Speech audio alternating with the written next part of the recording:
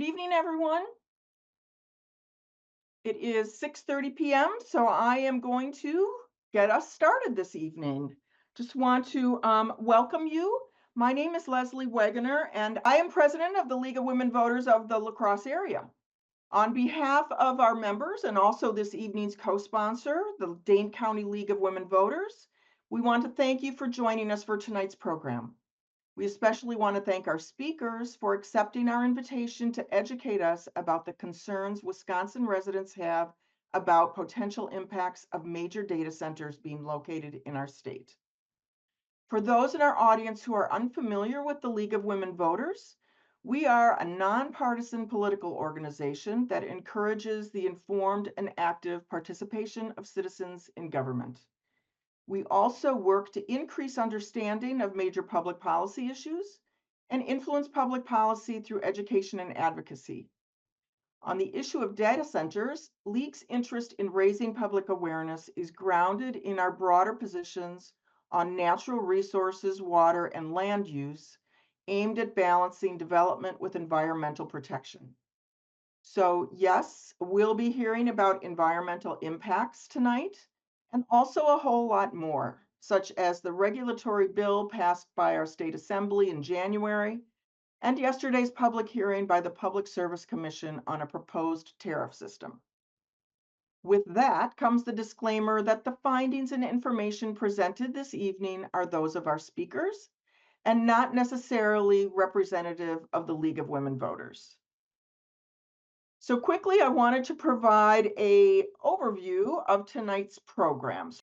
So we are starting, our speakers' presentations will start in just a few minutes. They will each be speaking approximately 20 minutes. At around 7:25 p.m., we'll move into a short discussion segment with both our speakers, who will be joined by our friend and fellow League member, Gretchen Sable. At about 7:40 p.m., I'll come back in to ask questions being submitted by our audience.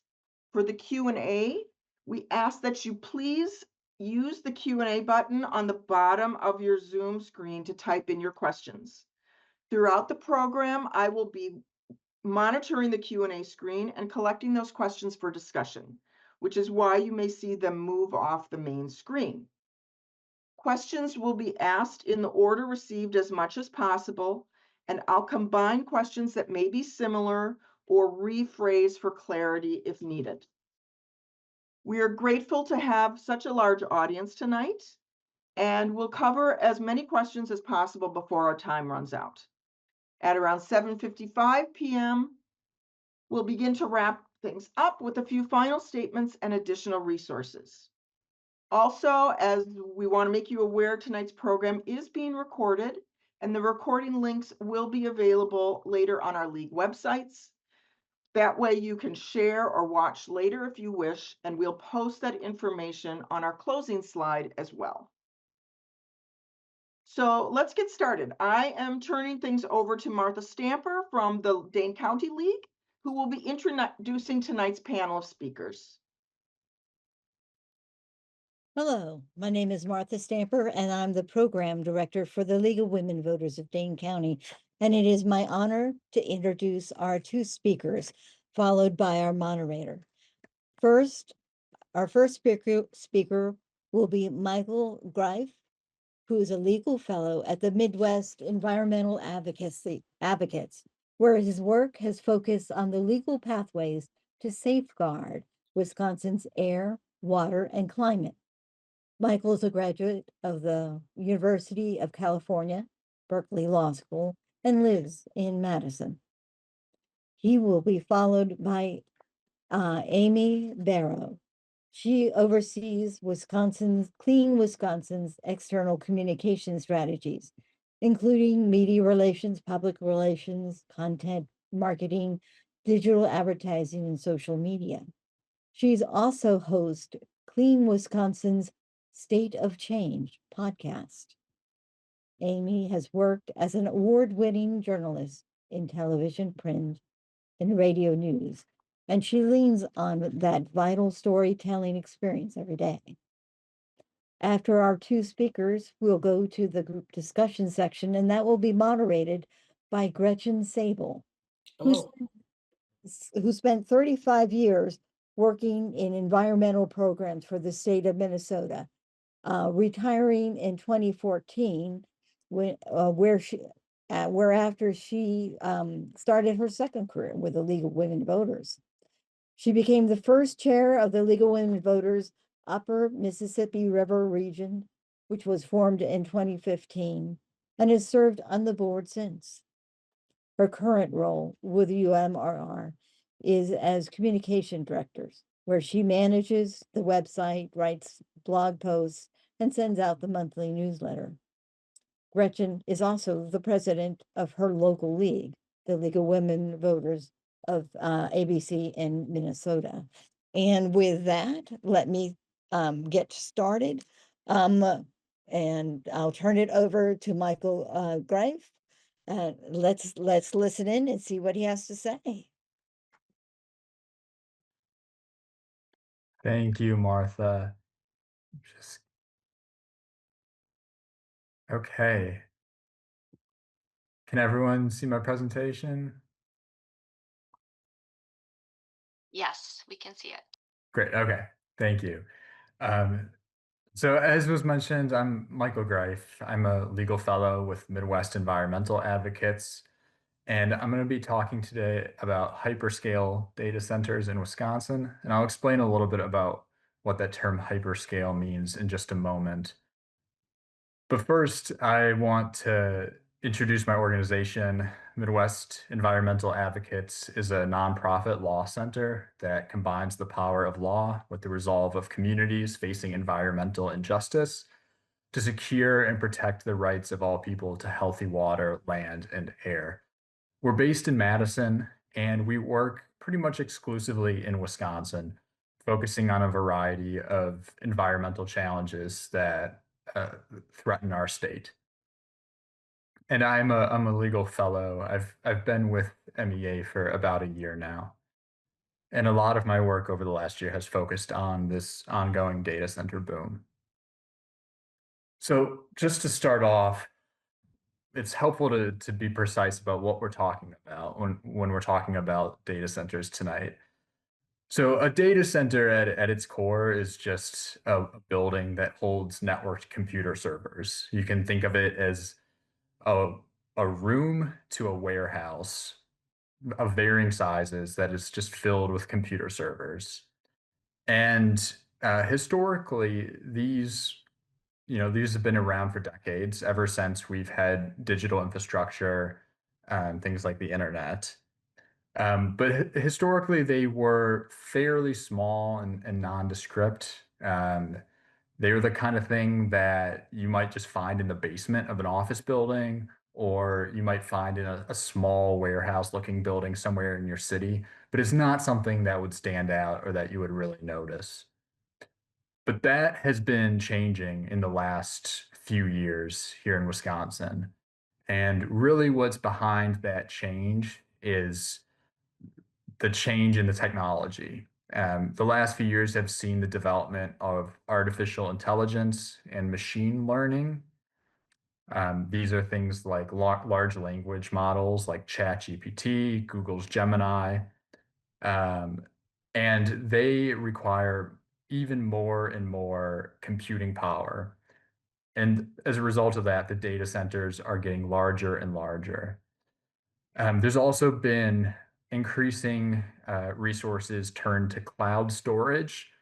That is, if you save something on your Google Drive or your Microsoft Outlook, it exists in the cloud. That's that's taking up data center space somewhere in the world. Um, and then the final piece is cryptocurrency mining, things like Bitcoin. That's also something that has been contributing to the data center boom across the country. But really, I think the biggest factor here is the artificial intelligence one. That is really what's driving the boom in data centers nationwide and here in Wisconsin. And you'll often hear that these new data centers are sort of distinguished from the old ones with this term hyperscale. Hyperscale essentially just means very, very large. They're typically built by the biggest tech companies in the world, companies you've likely heard of like Amazon, Google, Microsoft, Meta, OpenAI. And data centers are located across the globe, though the plurality are located in the United States. And the biggest hub within the United States is Northern Virginia.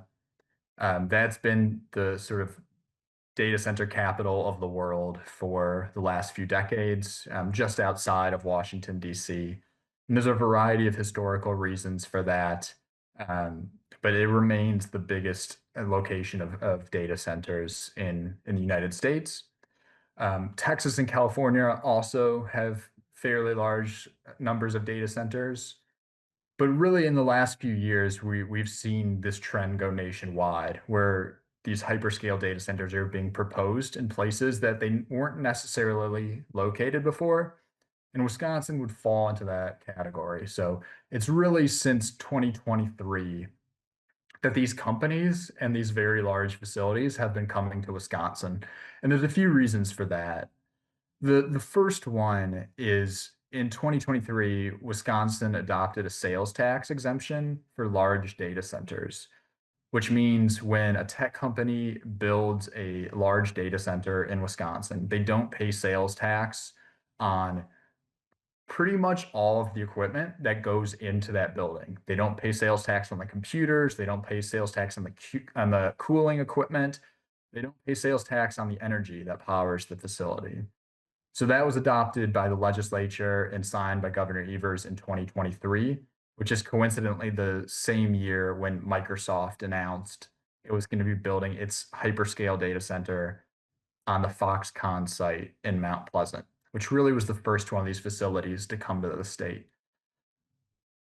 Another incredibly important part of this story is private sector investment into artificial intelligence.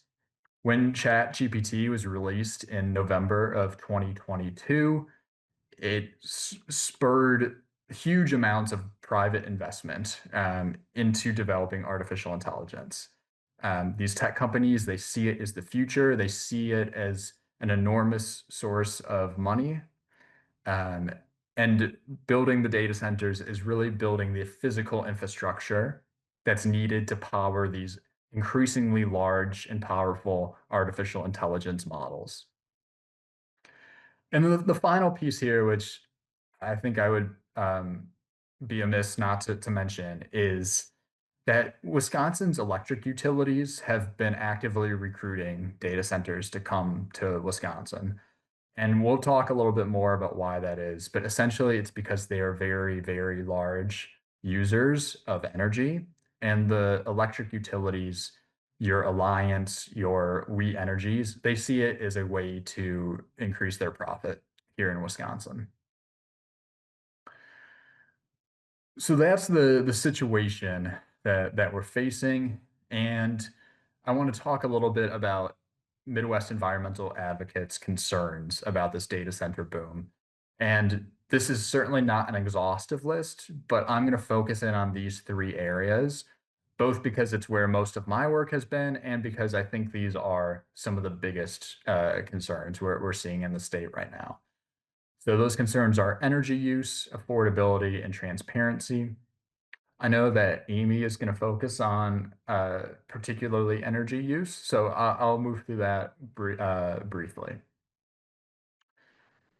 So the first thing you need to understand about these hyperscale data centers is they use incredibly large amounts of energy. And I think it's hard to wrap your head around that. So I've put two images here.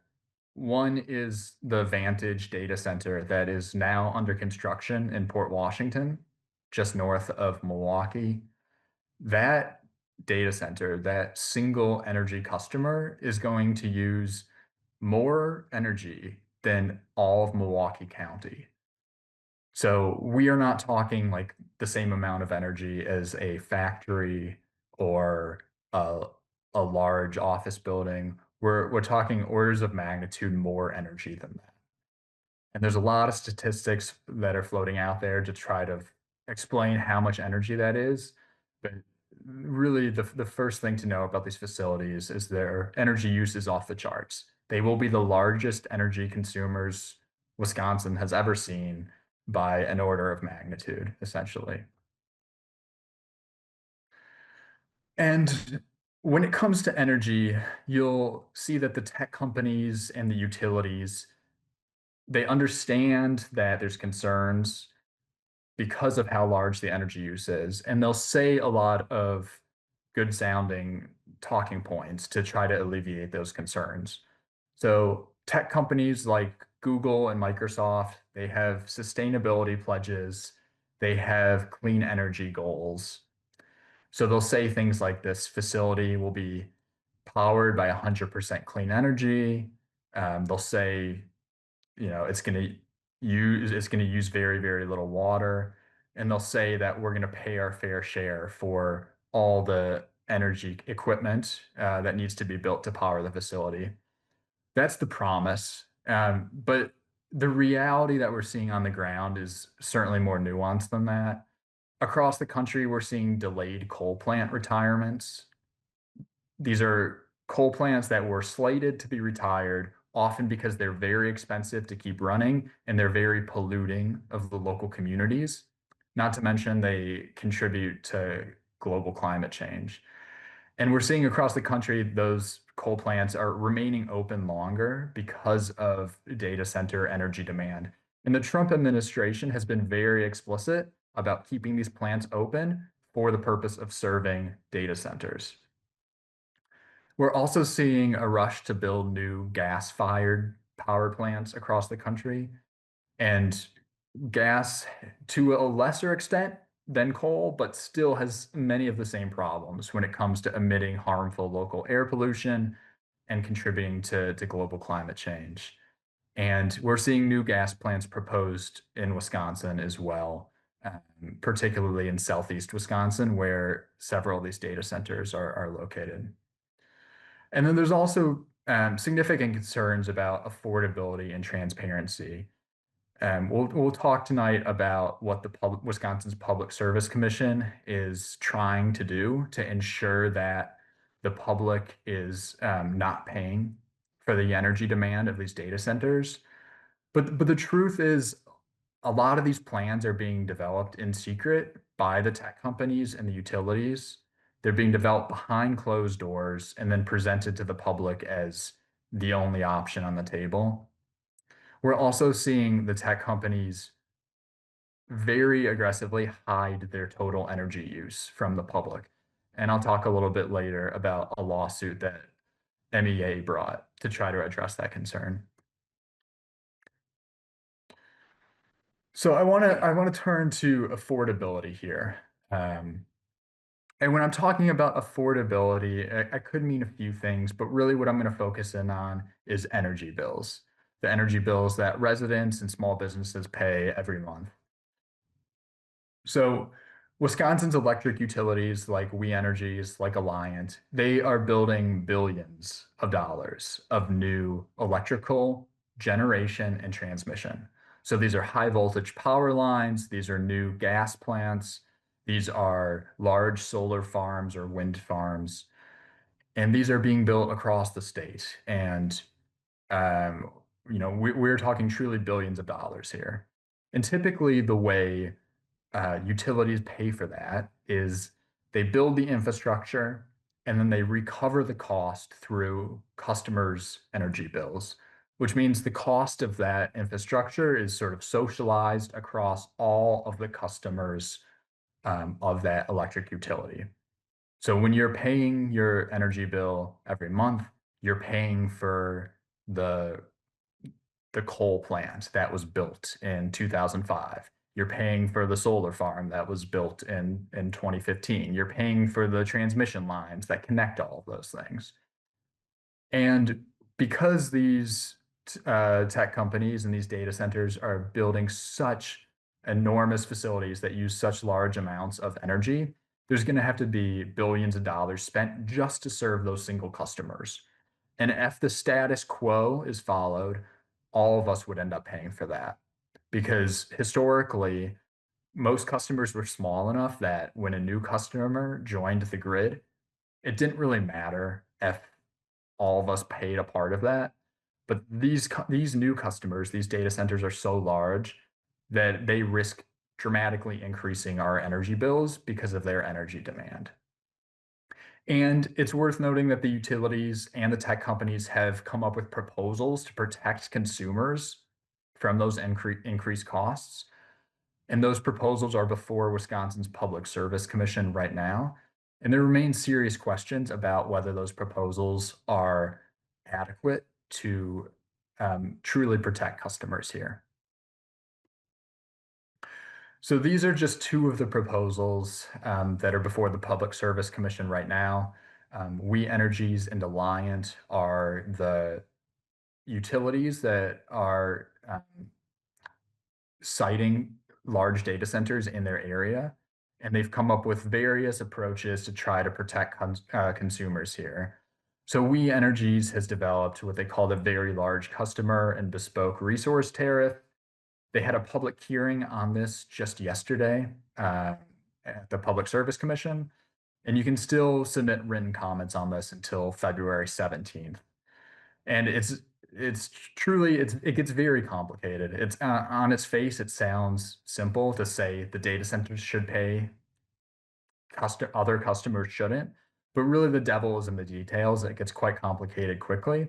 But the principle here is we want the data centers to pay for their energy demand, and we want to make sure that the rest of Wisconsinites are protected, especially if this data center boom turns into a bust.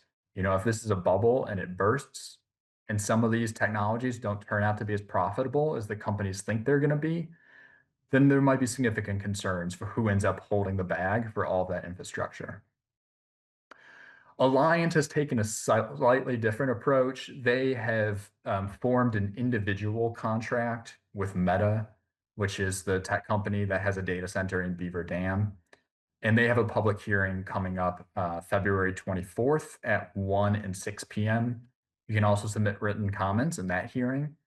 And I'll say in this case in particular, there are significant transparency concerns. Basically, the entire proposal is redacted in public filings. And I'll talk about this in a bit, but MEA has brought a lawsuit related to that. So let's turn to transparency then. And in addition to energy and affordability, transparency is the third major concern that MEA has had about the way these data centers are being developed in Wisconsin.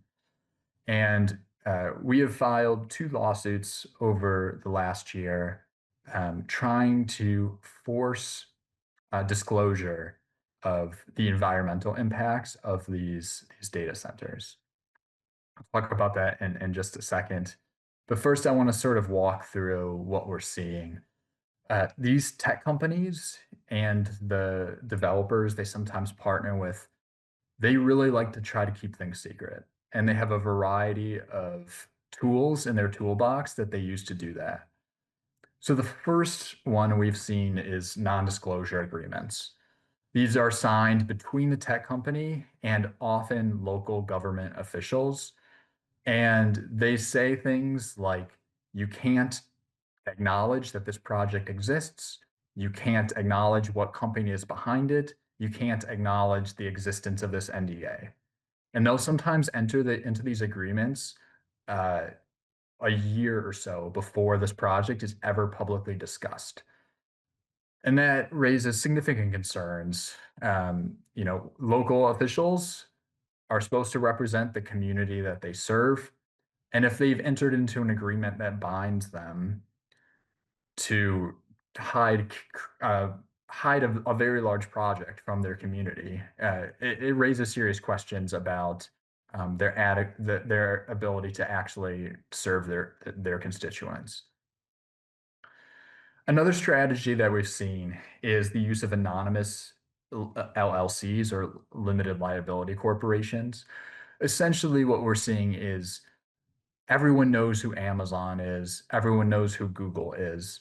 But what they do is they form a company with a mysterious anonymous name that no one's ever heard of, and they do all the business through that company, sometimes until after all of the local approvals are obtained, sometimes even until they've already begun construction, and then suddenly they come out with an announcement about which company is behind it. And that's a concern because these are huge projects that really impact the community that they're in. And the residents and the local officials have a right to evaluate that company and their track record. You can imagine if someone was moving into your neighborhood and instead of introducing themselves, they chose to hide their identity from you or used a fake name. I think that would raise some serious questions. And that's essentially what these tech companies are doing. The final piece I'll touch on here is they've been asserting trade secret status for high level environmental impacts. Things that, frankly, there's no legal basis to assert trade secret status for. The two ones that come to mind are they have said how much water they use is a trade secret. They've also said how much energy they use is a trade secret. And I'll touch on that when I talk about the lawsuits that MEA brought this past year. So in the face of all that secrecy, the good news is Wisconsin has sunshine laws that are meant to protect democracy and make sure citizens know what their government is up to. And three of those are the Public Records Law, the Open Meetings Law, and Wisconsin's Environmental Policy Act. So the Public Records Law allows any person in Wisconsin to request records from their government, whether it's local, county, or state. Really, these are public records. They are only held by the government on our behalf. And so as citizens, we have a right to request and review those records. And there are exceptions, of course, to the public records law. You can imagine there's some things that there's a privacy interest in, or maybe there's a law enforcement reason to keep things secret. But those are narrow exemptions. Generally, the public has a right to all government records. And that's something that we use on a nearly daily basis to try to know what government agencies are up to. There's also the open meetings law, which requires government meetings to be held in public. And unfortunately, when it comes to data center development, we've seen some questionable practices here. We've seen a lot of the approvals and discussion at local governments take place in closed sessions in a way that, in my opinion, probably flouts the open meetings law. The final law I just want to touch on is Wisconsin's Environmental Policy Act. This really is a environmental disclosure statute. So when a state agency is taking an action, whether it's approving a permit or funding a project, they have to evaluate and disclose the environmental impacts of that decision. So now I want to touch on the two lawsuits that MEA brought over the last year related to data center secrets. The first one concerned water use at Microsoft's data center in Mount Pleasant. In this case, Milwaukee Riverkeeper filed a public records request asking how much water Microsoft's data center would be using. The data center is getting its water from Lake Michigan via the city of Racine. So the public records request was sent to the city of Racine. And what we saw here was the city of Racine delayed and delayed and delayed. The request was sent in February 2025. They didn't respond to it until 2 days after Midwest environmental advocates initiated a lawsuit on behalf of Milwaukee Riverkeeper. So if you look at the timeline, I think it kind of shows the impact that the lawsuit has. It took them 7 months to do anything, and then suddenly 2 days after we sued them, they released a record. And that record revealed that Microsoft's data center campus would be using 8.4 million gallons of water a year. And it's worth noting that after this litigation, we learned that part of the reason for the delay was Microsoft asserted trade secret status for their water use. They told the city of Racine that our water use is a trade secret. You cannot disclose it. And to the city of Racine's credit, they rejected that argument. It took them too long to do it, and you shouldn't have to file a lawsuit to know what your government is up to, but they eventually did release that information. The second lawsuit relates to energy demand, and this one is Midwest Environmental Advocates versus Wisconsin Public Service Commission. And the question in this case is how much energy was demanded to serve Meta's Beaver Dam data center. So Midwest Environmental Advocates requested this information in October of 2025. The Public Service Commission denied our request, and they provided two reasons. The first was they said the energy use by this facility is a trade secret. The second is they said it's not in the public interest to disclose this information. I don't buy either of those arguments. So Midwest Environmental Advocates filed a lawsuit challenging that in December, and that case is ongoing. But we will be advocating to disclose this information to the public.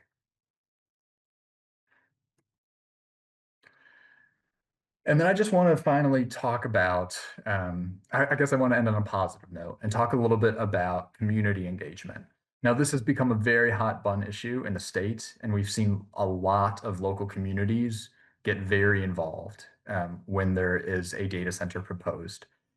And sometimes it can feel like a David and Goliath fight when, there's a couple dozen people in a town hall going against multi-billion-dollar tech company, but we're seeing local communities win, frankly. If they don't want a data center, we've seen them be successful. There's been at least 4 projects canceled just in the last year because the local community decided they didn't want it. And every time that came from local citizens getting concerned and pressuring their local representatives to reject a project. And to help support those local efforts and to just help the public be generally informed, Midwest Environmental Advocates, Wisconsin Sierra Club, Wisconsin Green Fire, and Healthy Climate Wisconsin, we partnered on this toolkit for community action. It's available on the website, on the web. And it's a guide for the public to understand what these facilities are, what the impacts are, and how to get involved. So I'm happy to share that if anyone reaches out to me. And like I said, it is available on our website, midwestadvocates.org. So this is our website. This is our information. And with that, I don't think we're going to do questions just now. I think I'm going to turn it over to Amy. Thanks a lot, Michael. And I just wanted to point out everybody should see in their chat screen, I think we put the link for the handbook where it can be found in addition to seeing it, your website on the screen. So thanks very much for that. And here is Amy right on time. Thanks so much. Hi, thank you. And I'm going to try to share my screen. So wish me luck on that.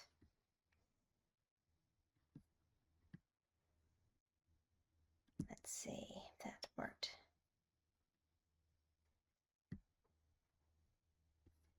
Yeah, we can see it, Amy. You can see it. Yep. Okay, great. That I feel like I've had a victory already. So thank you so much to the League of Women Voters and to Michael for a great presentation. Set me up real well. I'm Amy Barrio, Communications Director with Clean Wisconsin. I want to take a second to just talk a little bit about Clean Wisconsin. We are the oldest and largest environmental advocacy group in the state. We fight to protect the environment through scientific research, legal action, and public policy. And we have been a part of many really important environmental protection wins over the last 55 years.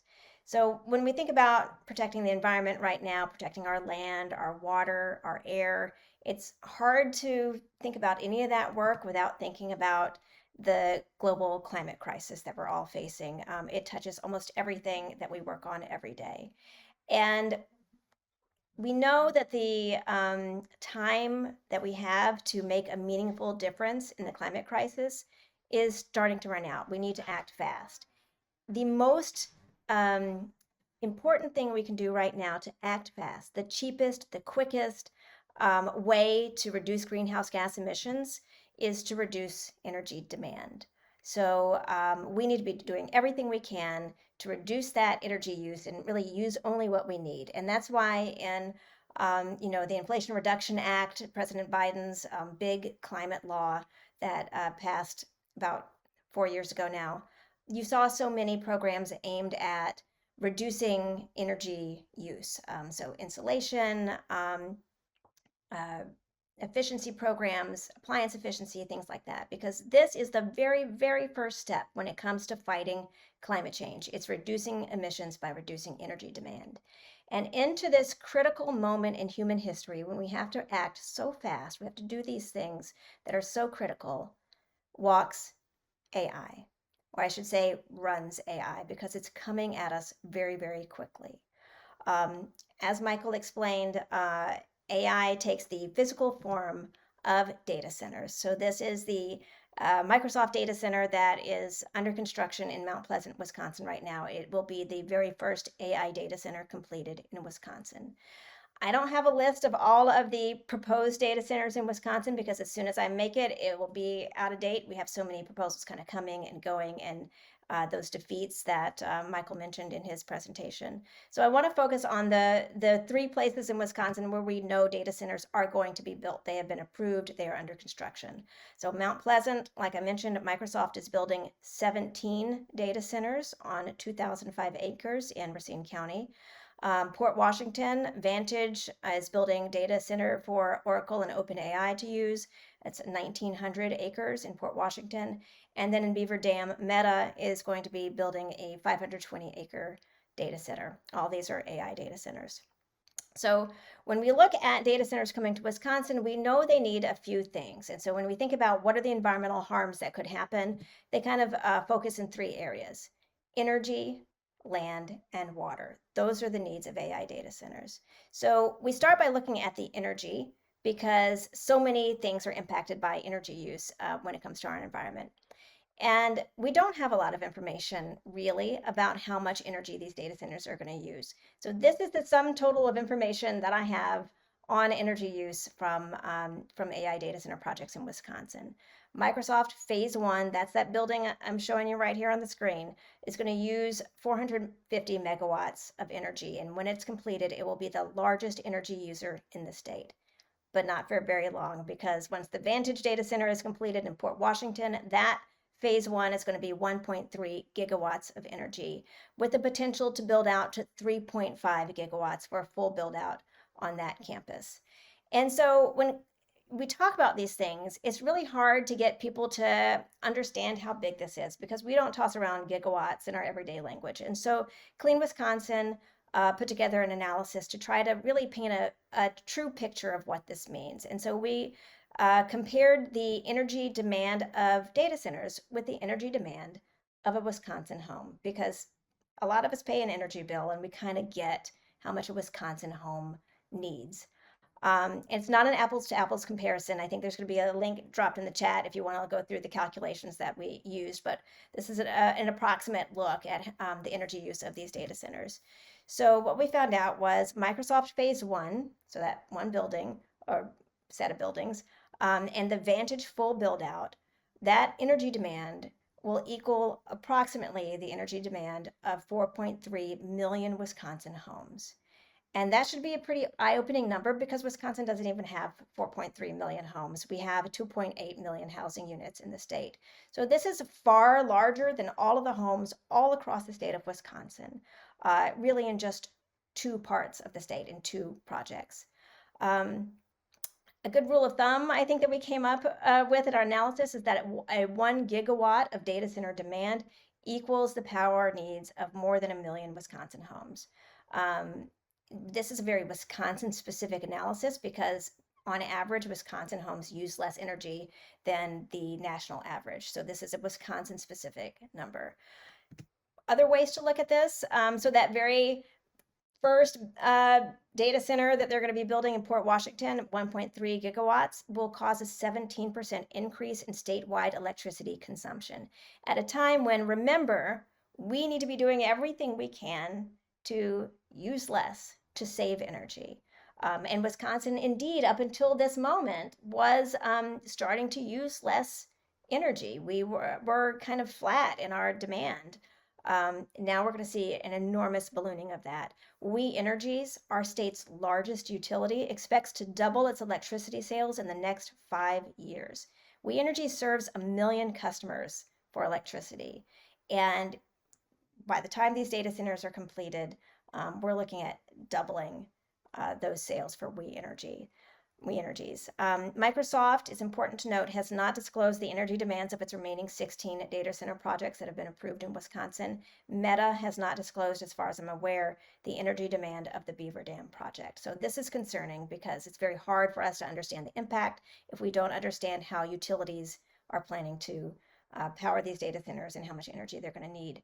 So why are we interested in energy demand if we're interested in the environment? Well, we are seeing harms already happening in Wisconsin because of this energy demand. So almost as soon as Microsoft came and said it was going to be building a data center in Mount Pleasant, We Energies announced an enormous gas plant build out to serve that data center. So you can see there are 3 different gas-fired units that We Energies has gotten permission to build from the Public Service Commission. That's in addition to a new liquefied natural gas facility and also a liquid natural gas pipeline. So this is an enormous fossil fuel project, new fossil fuel burning infrastructure that is the result of a data center coming to Wisconsin. And there are real, tangible environmental harms that come with that. First, of course, the climate. So methane, which is what's burned in these gas plants, has an 80 times warming potential over the next 20 years than carbon. So in the near term, it is an extremely potent greenhouse gas. So this is should be alarming to anyone who's concerned about the climate crisis. But then there is the pollution that comes from burning methane. So a whole host of toxic chemicals are emitted when methane is burned. In particular, of concern are nitrogen oxides, which combine with other pollutants to form ground level ozone pollution, which is harmful and already a problem in southeastern Wisconsin. Also created when you burn methane is particulate matter. So fine particulate matter is extremely dangerous. It's one of the worst types of air pollution. It penetrates very deeply in the lungs and it can cross into the bloodstream and cause cardiovascular issues, heart attacks, stroke, and premature death. So when we talk about the impacts of AI or the harms of AI, it's not some far off, is that going to happen? It's happening already. These gas plants are under construction in Wisconsin right now. Another thing that doesn't get talked about so much is that there are going to be likely diesel generators on the sites of these AI data centers. Now, this isn't something that the tech companies and developers disclose right away. We know that that phase 1 Microsoft data center is going to have 229 industrial generators on site. And we know that because they had to apply for air permits with the DNR. So it's not something that's going to be in that brochure you get when they come to town and start talking about building a data center. The reason why there are so many industrial diesel generators on this site is because these tech companies want to have 100% of their need available to them, their demand, their energy demand, 24 hours a day, 365 days a year, because these are global companies and they want to make sure that their AI product is available whenever it's needed around the globe. So they don't want to have a power outage. That's why they have these huge backup diesel generators on site that are fired up once a month for testing and also fired up if there's ever any loss of power. And nobody wants to be around 229 diesel generators when they turn on. We know how harmful those are, both for the climate crisis and for our health. I'm not aware of any other data center project that has disclosed how many diesel generators are going to be on site, but this is the information we have on Microsoft. Another big issue you hear about a lot that data centers need, and that's water. And here in Wisconsin, we are, of course, at the center of the largest freshwater system in the world, our Great Lakes. So we're really appealing for any kind of industry that needs a lot of water. Traditionally, data centers use potable water, usually from public water systems, for cooling. And that's been a problem because that's a tremendous amount of water that has been used. In 2 years, AI data centers are expected to hit 4.2 to 6.6 billion cubic meters of water used. That's 5 Denmark's worth of water consumption. So it's an enormous amount of water that water-cooled data centers use. I think there's been a heavy backlash for tech companies about water use. And so you see places like the Microsoft data center on at Mount Pleasant switching to air cooling, which uses more energy, but less water. And so Microsoft has said it'll use 350,000 gallons of water a day, but only on the hottest days of the year, which is when our water systems are the most stressed. It's when everybody needs a lot of water. And so when you talk about transparency, especially around water use, I don't think it's useful necessarily to hear the average daily water use or hear some, grand total annual water use. What people really need to ask and to know is when we're in a drought, when it's 95 degrees, how much water are you going to use on site? Because certainly the data center developers and tech companies know the answer to that, but it's something that is not generally disclosed, although Microsoft did disclose it in this case. You're probably also hearing a lot about closed loop cooling systems, which are something that data center companies like to talk about a lot. These require far less water than the typical water cooling system. It appears that they would need more energy. Certainly, they do need chemicals in those closed loop systems that are mixed with water. And as we've heard, that data centers say that's a trade secret, so we don't know what chemicals are in those closed loop systems. We don't know how they're disposed of. We don't have a lot of information around that, what happens when there's a leak. We believe that they may contain PFAS and may release chemical vapors, but there is very, very little information about how these closed loop cooling systems work. But I really want to focus on, when it comes to water, is the real true water footprint of a data center, and that is it's what happens when we determine how it's powered.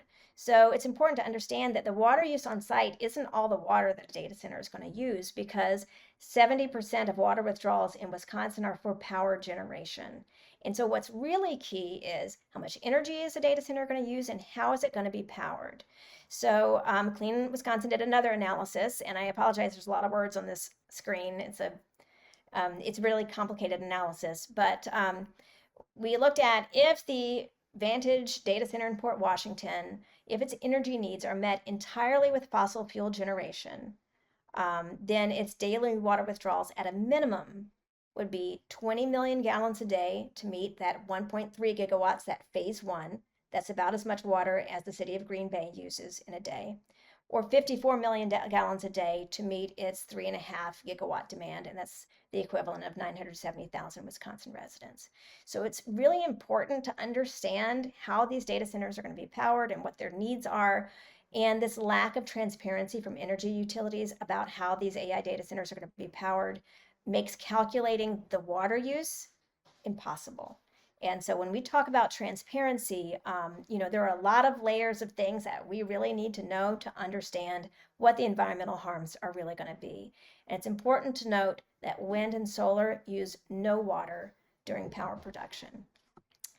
The last thing that is impacted, one of the last thing I'm going to talk about impacted by data centers are our land, right?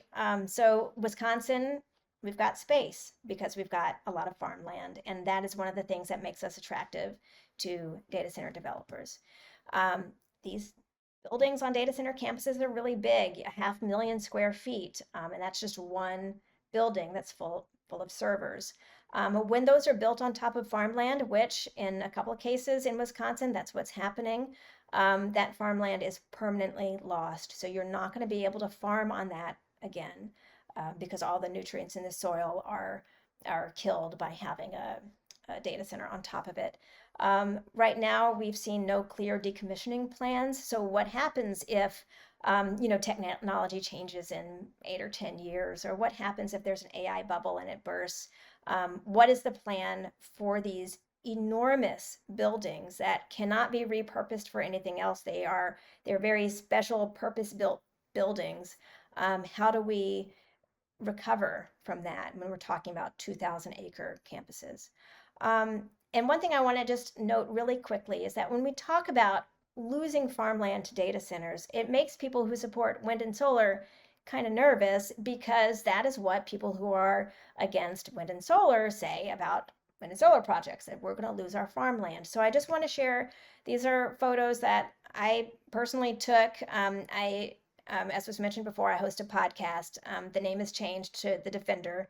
And so these are a couple of farms I visited for that podcast, where farmers are actively farming around solar and around wind. And it's important to note that wind and solar projects keep the land in farming families, so the land isn't sold, it's leased. With data centers, the land is sold and really lost to farming. And so I'll wrap it up here. I also wanted to just really quick tell you about the podcast if you want to listen to it, because I talk about environmental issues, including Michael's been on there, and he's great, as you can tell. But we talk about environmental issues all across the state. It's available on Apple Podcasts. So with that, I will wrap up, and I guess we'll move to questions. Well, that's awesome. Actually, I'm going to ask Gretchen and Michael to come back on, and let's hear the three of you kind of discuss some of this. I know we've gotten a couple of questions from the audience. Maybe if we want to kick that off. But Gretchen, did you have anything you wanted to start with? Well, I was hoping that one of these people could tell us about the new law that just passed, or did it pass? The assembly bill that got advanced, is it passed yet or not? No, okay. No. So what's in that bill? Minnesota did pass one. I know about that one, but I don't know about yours. Okay, well, I think you're talking about the Republican bill that was passed by the Assembly. That was an attempt to really address concerns that I think lawmakers are hearing about data centers. Clean Wisconsin did not support that bill, although it did have a few things in it. It had a requirement that really discriminated against the cheapest ways to produce energy, which are wind and solar, that require data centers to have wind and solar, any wind and solar that helps power them, on the data center property. And as I mentioned, the wind and solar projects can be large, and so it was really a way to stymie the ability of data centers to be powered by clean wind and solar. And so that's not something we would agree with. There were other things in there. There were some reporting requirements around water use, which is important, but Clean Wisconsin and probably Midwest environmental advocates would say we need to know how much water is going to be used before a data center gets approved, not after it's in operation, because there was no mechanism to really do anything about it if someone felt like it was too much water. So, I think it was an acknowledgement that lawmakers on both sides of the aisle are really hearing from people who are upset about data centers coming to their communities. But for us anyway, there were too many big issues with that bill. So for those of us who aren't from Wisconsin, what's the process then? The bill advances to whom? What comes next? There's a hearing scheduled in the state Senate on Tuesday, February 17th. Okay. They're actually considering multiple data center bills. There's a bill that's generally supported by Democrats. There's the bill that Amy just referenced that's generally supported by Republicans. Then there's a couple of other bills that are sort of tangentially related. Sorry, I'm laughing because one of them like prohibits AI from having the right to marry, which I find crazy. That's the point we're at already. But um, there's a hearing, yeah, in the state Senate next Tuesday on all of those bills. And then Okay, they would, so- of course, have to be signed by the governor. Yeah, if they okay. pass, So, So there might be some lobbying or action or opportunities there too for interested people, right? Certainly. Yeah, the Public Service Commission too, Michael, you had talked about sending in comments. How would people find more information and know what comments to send in? I know that the Wisconsin chapter of the Sierra Club has done some work on helping people understand these very technical, complex proposals. So that would be one place to start, checking out the Wisconsin chapter of the Sierra Club website. Yeah, it gets very complicated, but the general principle is the tech companies need to pay for 100% of the costs, and there Mhm. needs to be adequate protections in case they go belly up. And if that's all that you tell the Public Service Commission, it's still valuable because when they see hundreds of people reiterating that same message, it really emphasizes the importance that we get this right. Yeah, I think I would also note that we're really calling for the ability to meet the demand of the data centers that are under construction with clean wind and solar energy.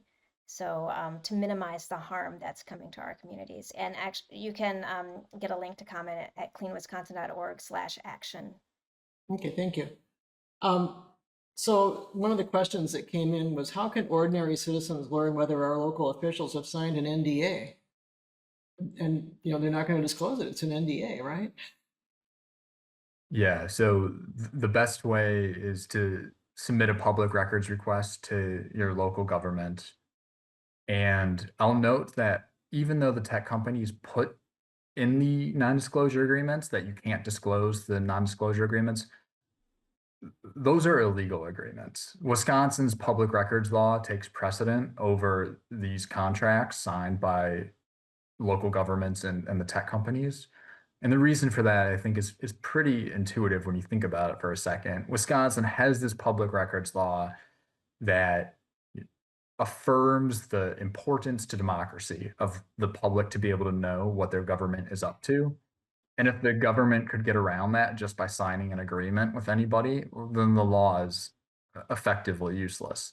So Wisconsin's public records law takes precedent over these non-disclosure agreements. If public officials are denying them based on non-disclosure agreements, that's something that you can take to court. MEA has done that kind of work before, and ultimately, public officials will face fines if they are violating the public records law arbitrarily. Okay, so how would you know though to file it? I mean, if I'm just living in Viroqua, Wisconsin, and I haven't seen anything happening, should I file a request just in case?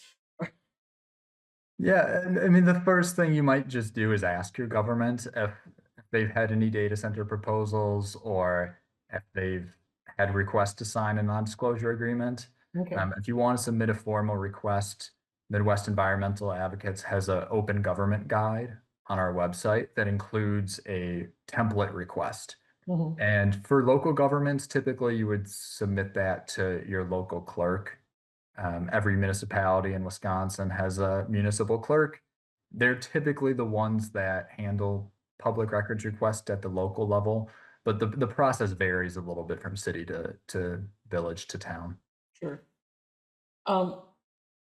Change in directions a little bit. We're seeing this explosion right now of data centers and so much demand. And sometimes you hear that there are people exploring and shopping around, but not necessarily all going to be built.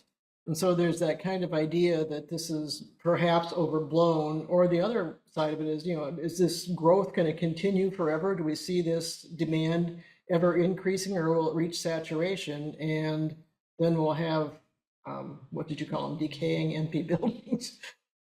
So you guys want to go on that one?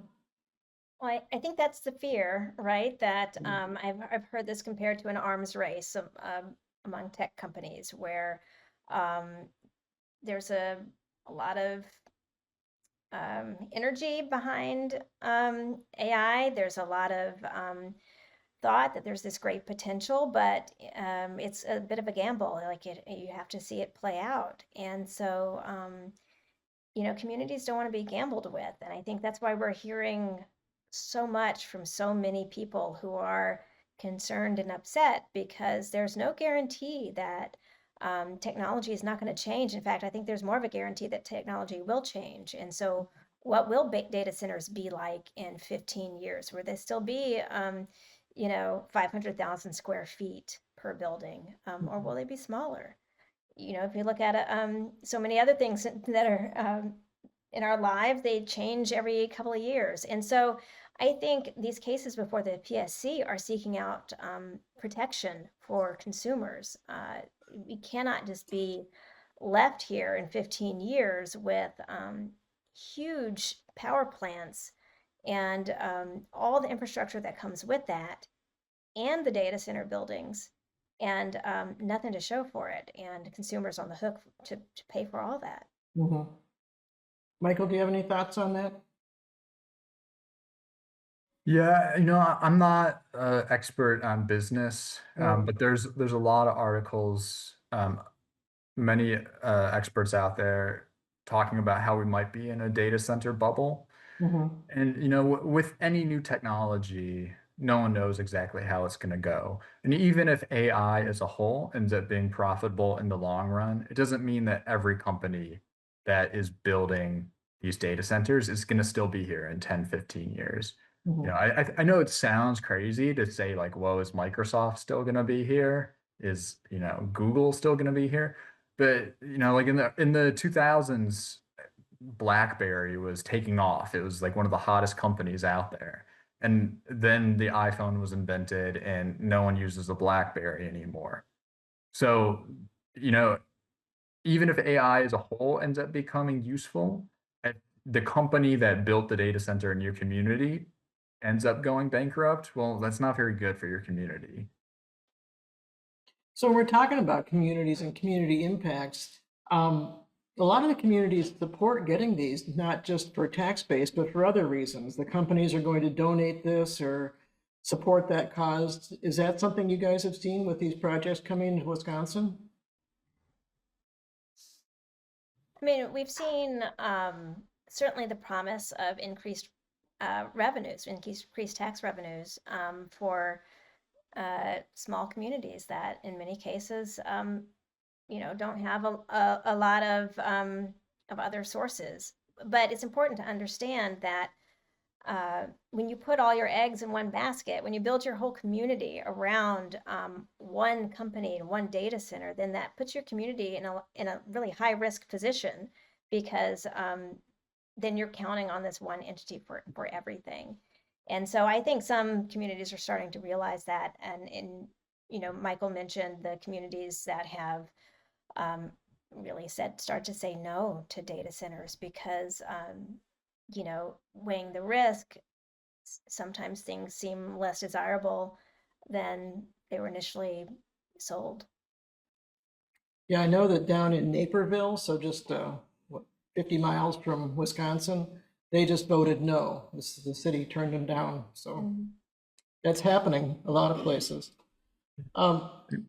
Gretchen, Yeah, if I can just jump in, I think it is important to understand why so many elected officials, whether it's at the state level or locally, are supportive of these projects. And, Amy mentioned the tax base. That's certainly a big consideration, primarily at the local level, where they're going to be paying property taxes. There's also the jobs impact. These are huge, huge infrastructure projects. And like any big infrastructure project, there's a lot of construction jobs in that. So we've seen the trades and unions be supportive of these generally. And then you asked a little bit about like incentives or sort of sweeteners that the data center tech companies will throw in. It's true. These people understand public relations. They have a lot of resources, a lot of money, and a lot of smart people working for them. So they know that if they sponsor some nice sounding little community initiatives, it will help win over the local community. So they do throw some money to those kinds of projects. There's no doubt about that. But that doesn't distract from all the things that, or we shouldn't let that distract from all the impacts that we've discussed this evening. Mhm. Yeah. So is there anything else you guys want to put in before we turn to audience questions? Anything you wished you'd said that you didn't quite get in? Okay, so one of the audience questions is something I always wonder about. Why aren't they putting solar on top of these giant buildings? I don't have a great reason for that. And I think there's been some, some people asking about that. However, these are buildings that are highly specialized, so it may be that there are constraints, some things that we aren't aware of. I know some data centers have had solar on their campus, maybe not right on top of the buildings, but on their campuses. Yeah. Earlier, Amy mentioned the bill in the assembly that had a requirement that the tech companies put wind or solar on their property. And in theory, that sounds good, but you have to understand their energy demands are so high that it's not really feasible. If you covered the entire roof of one of these in solar panels, it's only going to be using a tiny fraction of Yeah. their total energy demand. So Mhm. effectively, when you put that kind of requirement on them, you're saying that renewables like solar or wind become impracticable and then they turn to fossil fuels. So, if they want to put solar panels on the roof, I say that's great, but it's not going to cover the entire energy demand of Yeah. the facility. Yeah, and to add to that, when we're talking about energy use, 1.3 gigawatts, 3.5 gigawatts, that is 3.5 gigawatts is 3 Point Beach nuclear power plants.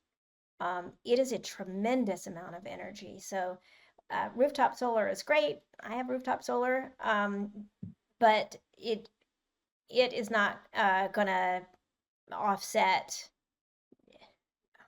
really anything compared to what these data centers use. Again, they're using energy at a scale that we've never seen before in one spot for one process, one Mhm. entity. It's really hard to get your head around. Certainly is. Is anyone calling for a moratorium on data centers? Well, we are. So, Clean Wisconsin is calling for a pause in data center development. We uh, started asking our members to sign a petition around that in early November. And I think that that's gaining traction. And I think you'll see some legislation introduced really soon that also calls for a moratorium. And it'll be an uphill battle for that. But we're calling for a pause on data center development until we can figure some of these things out. Because when we start talking about these huge issues, when we start talking about non-disclosure agreements and communities don't know what's going on, and we don't know how much water or energy or how those energy needs are going to be met or any of these things, it feels bad, right? It feels wrong. We know there's a better way to do this. We know we need better planning. We can't have energy utilities not disclosing how they're going to meet the needs of these huge data centers until we're in the middle of a case before the Public Service Commission. So we need planning, we need transparency, a lot of it. We need communities engaged from the very beginning instead of finding out after a closed door meeting that the deal has been done. So there is no way that we can come away with zero harm from these data centers without really careful planning.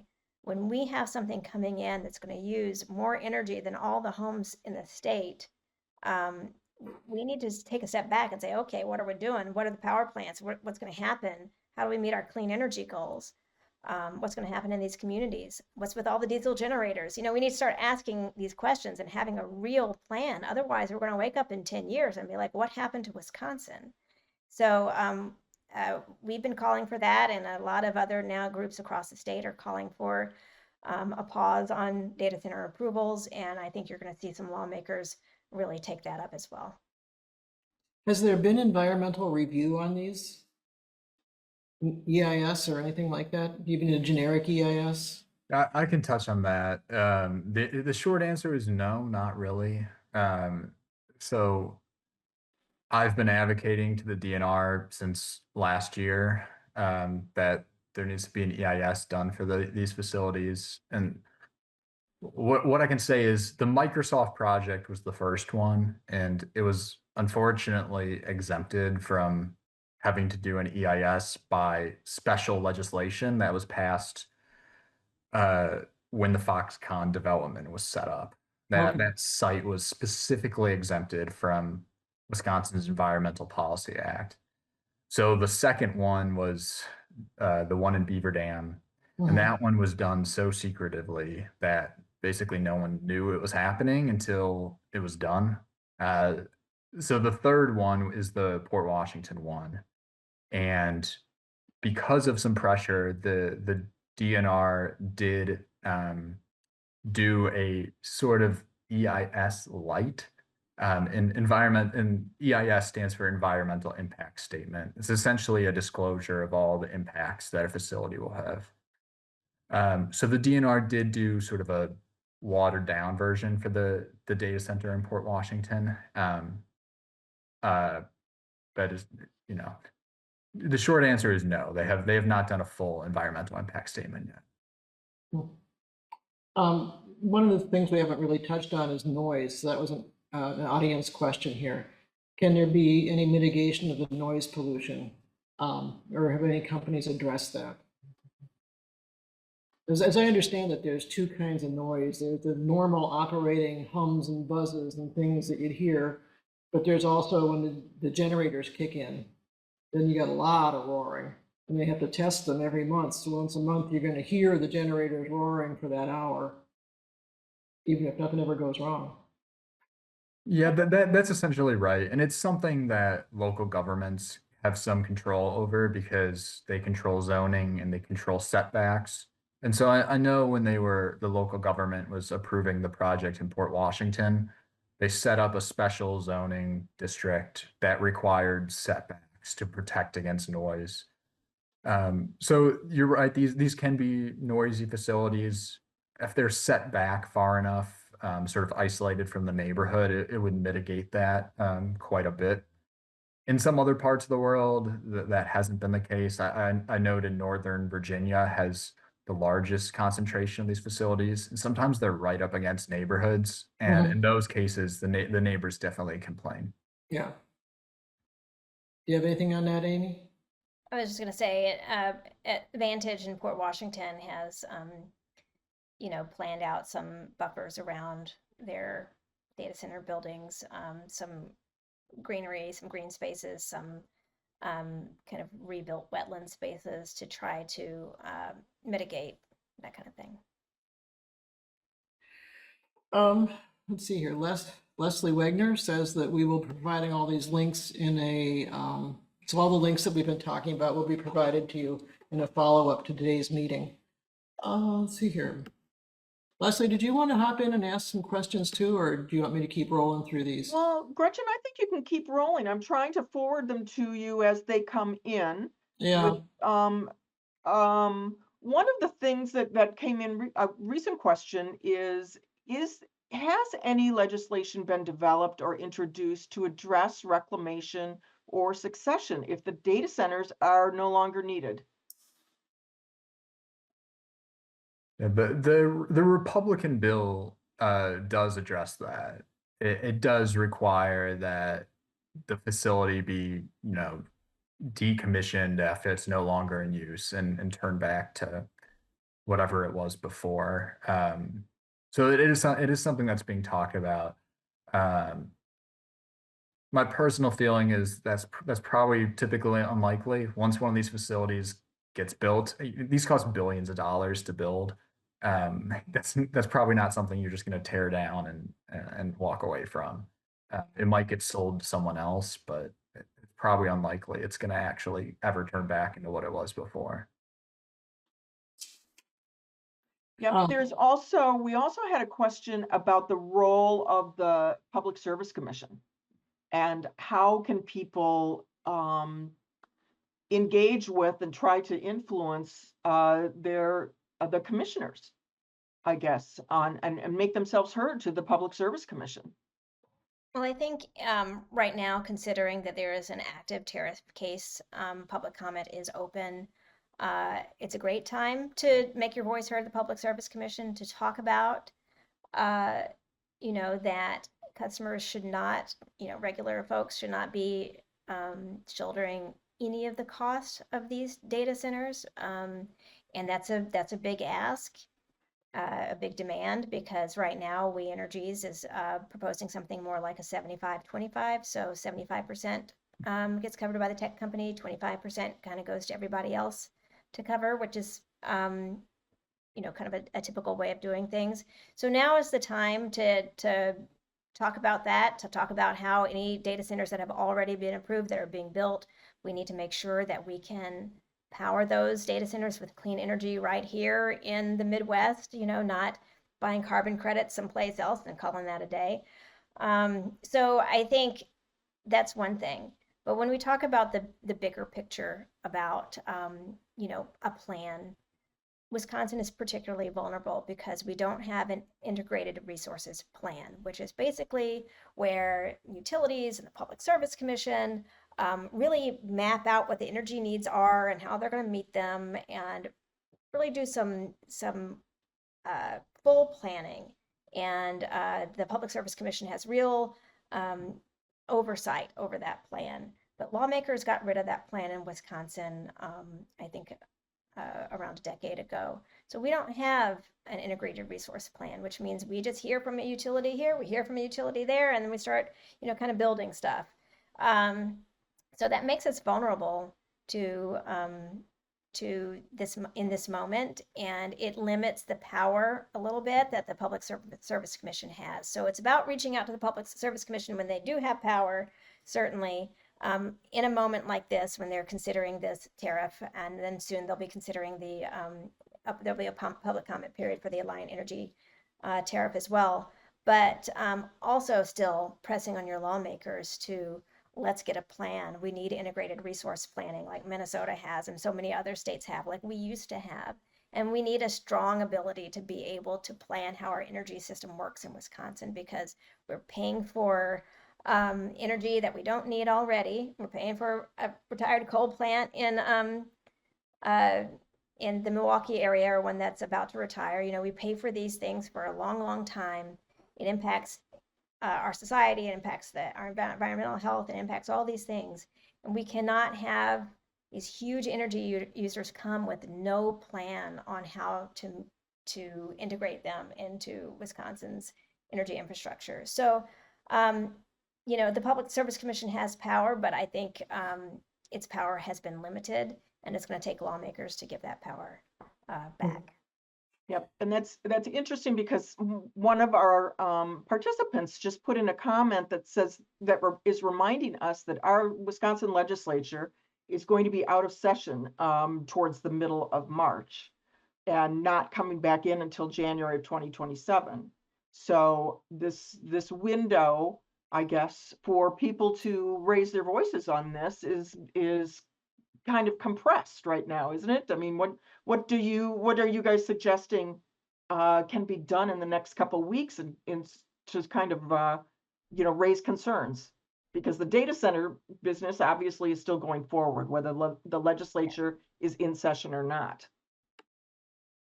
Well, it's a long fight, so I think definitely, while we can here, certainly bring these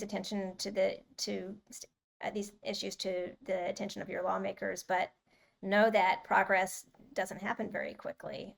So certainly reaching out at the local level has made a huge difference in terms of data centers in Wisconsin so far. Data center in Dane County has just been rejected, one in Caledonia, one up in the Green Bay area has just decided to move on. So starting at the local level is really, really important, but still remembering that these larger issues, this lack of planning, this lack of, the ability of the Public Service Commission to really hold utilities to any kind of planning standard, that's a long haul issue. That's going to be years of work, but we can't forget about it because it's what puts us in this kind of situation. Yeah, I would agree with that. I would say it's a great week to contact your state legislators about the data center issue because there's that hearing coming up in the Senate next week. It's something that they're going to be thinking about over the next week or so. So a very good week to contact your state legislators. I completely agree with Amy that ultimately there's got to be legislative changes and solutions to address this challenge. You know, sometimes this turns into like a black and white. Are we for data centers? Are we against data centers? Data centers are something that's happening here in Wisconsin and nationwide. And there's a question of, well, what do we do about that? They present enormous challenges for our energy system, for affordability. But if we use that as an opportunity to change our laws, to improve the governance of Wisconsin's electric utilities, to make sure we're focusing on decarbonizing our electric grid, and we're making sure we're finding ways to make energy more affordable for customers and small businesses. You can always turn a challenge into an opportunity, but to do that, we really do need legislative challenges, legislative changes. So it's a great time to contact your legislator and let them know that you're thinking about this. Mhm. And I think it's important too to know that it's a bipartisan issue. It's really, there's issues on both sides. So don't be black and white with it, but kind of approach it on a fact basis. Let's see here. I got a couple more questions. So what if you always hear, turn off the water when you're brushing your teeth so that you can save water? If I tell Google not to use AI, am I saving electrons? What can people do to make it better in your personal life? Well, I think it is important for people to realize that there is an environmental cost to using AI. And that's something that doesn't get discussed a lot. I was just talking to my daughter, whose teacher told them today, she's at UW, they can start their research by using AI. And I said, well, did you raise your hand and say, which of course you didn't, and say, well, there's an environmental impact every time you use ChatGPT. I just think it's important for people to understand that these abilities for us to use AI in cool ways that sometimes aren't really like the most useful way, like I made a cartoon of myself or whatever. In this moment, the way data centers are being designed and built across the world can be considered to be harmful. We are seeing more harm from data centers than we're seeing anything else, quite frankly. We're seeing a lot of water use. We're seeing huge amounts of energy use. We're seeing land covered up by huge infrastructure. And so I think, though, as Michael said, that's not going to stop AI from happening. But I think, understanding what the result is of our actions is always important. One thing that we didn't touch on is one of our final audience questions here, job creation. You talked about it some, Amy, where you said that these are giant projects. There'll be lots and lots of people needed to build them, but once everything's built, how many people will it take to manage it? I think that's been something that tech companies don't really like to talk about. They like to talk about construction jobs. But once these are completed, for their size, again, 500,000 square feet, we're looking at, I think, in some cases, a few dozen jobs. Again, I think we all understand that sometimes companies say they're going to create a certain number of jobs and then those never materialize, or maybe they do. So we've been hearing numbers thrown out there, but it's going to be hard to know until something's built and operating what the reality is going to be. But I think it's certainly for something that size, the jobs are not, the permanent jobs are not exceptionally high. Yeah, I agree. It's essentially a giant warehouse filled with computers that are blinking in the dark. Well, they all need to be serviced though, and things like that. Yeah, there's certainly some jobs, but Yeah. the vast majority, if you look at the numbers, are in construction. Mhm. Yeah, so I just got a message from Leslie. It's time to start wrapping up. Leslie, you out there? I sure am, and I was just going to ask Michael and Amy and you as well, Gretchen, if there were any final comments you wanted to make before we wrap things up for tonight. Well, I would just close by saying, use this as an opportunity to get involved. And I know I'm preaching to the choir here with folks who are showing up to a League of Women's Voters webinar, but local communities across Wisconsin have banded together in opposition of these projects, and they've been really successful in some cases. So use this as an opportunity to get involved, whether it's at your local community or contacting your state legislator.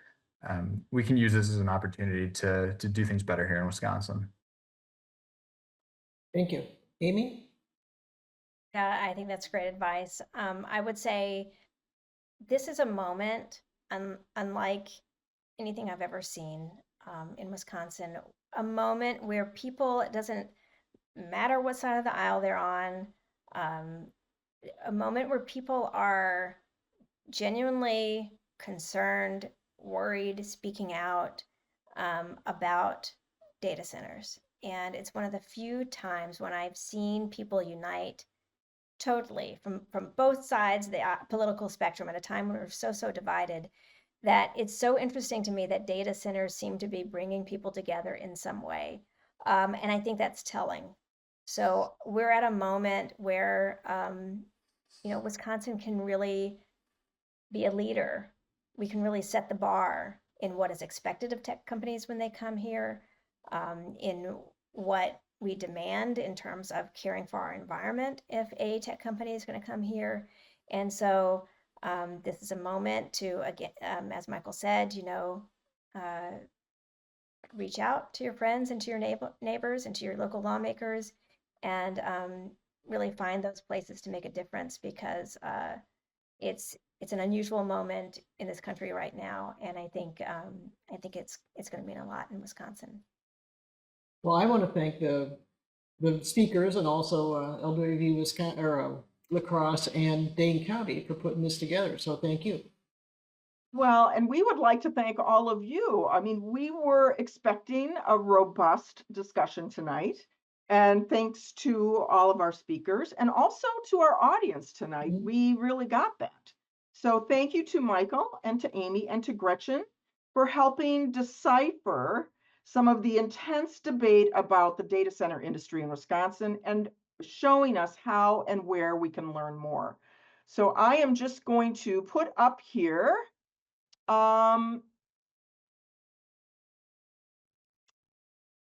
where we can see where we can see the recording that will be available on our website, and we will be linking that and having that up very, very soon. And you can share it. If you have feedback on tonight, I'm already getting some feedback in the Q&A screen.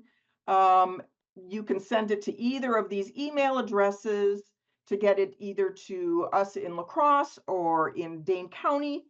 And the next thing I wanted to just remind people is that we have an election coming up in next week and in April. So let's see if I can get to it. There we go. Here's our election reminders. Early in-person absentee voting has already started. Remember these dates for April. If you need information about what's on your ballot and who's on your ballot or where you vote, try vote411.org. It's a one-stop shop for your information, voting information. And with that, we're at 7:59. Well done, everybody. Thank you all for being with us tonight. Thanks for your great questions. we're still collecting questions. They're still coming up on the screen. So we will be following up with all of the registered participants to send the links to just thank you for being with us tonight. Thanks for being interested, and don't forget to vote. Good night, everybody.